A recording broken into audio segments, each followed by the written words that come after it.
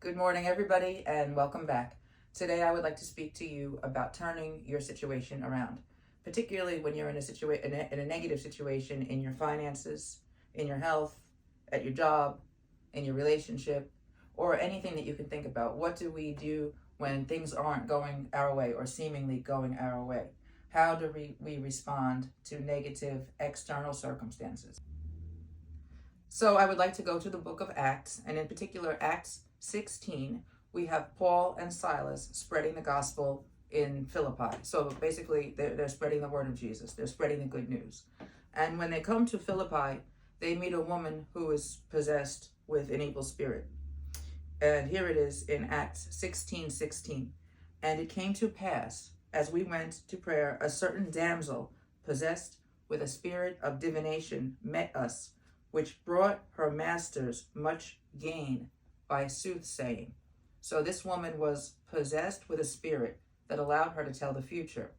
And this telling the future brought people in the region gain, or they made money off of her. And if we move forward in Acts 16, Paul was grieved and he cast the demon out of the woman, which meant that she could no longer tell the future, which meant that these people would no longer make the money. And after he cast this demon out, and because these men could no longer make money, they took Paul and Silas, they arrested them, they beat them, and then they put them into the maximum security prison.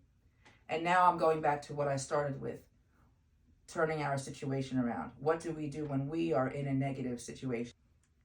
Okay, so imagine that you and I are out preaching the gospel and that we are arrested, beaten, and put into prison together.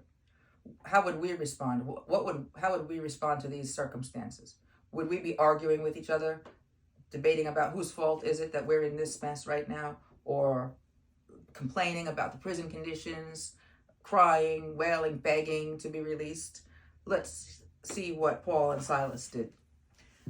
And at midnight, Paul and Silas prayed and sang praises unto God, and the prisoners heard them. And suddenly there was a great earthquake, so that the foundations of the prison were shaken, and immediately all the doors were opened, and everyone's bands were loosed. Take a lesson from Paul and Silas. Let's praise the Lord at all times. In anything and everything, give thanks and give praise, and watch your situation turn around.